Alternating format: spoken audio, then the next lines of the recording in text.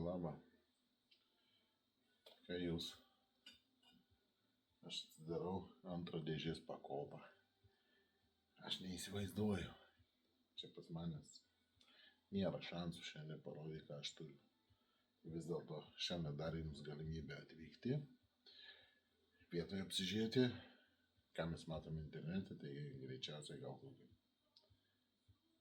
nežinau, 10-20%.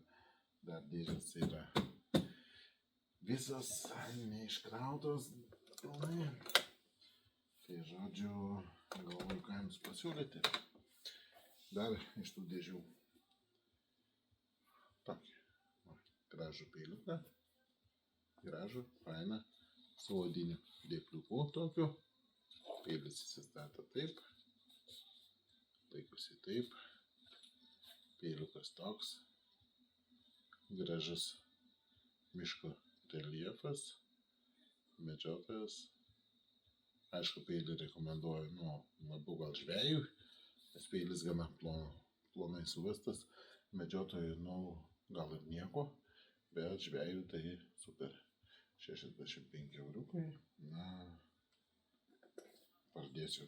Parduosiu gal už dėklo kainą. Kiek? 30 euriukų. Dėklas natūralios odos, peilis superinis, patogus rankoje, medis, viskas, polsteris gražus. Dar kartą pažiūrėkime. Aišku, čia biškį nuteptas, nečiupinėtas, bet fainas, labai rangus, patogus.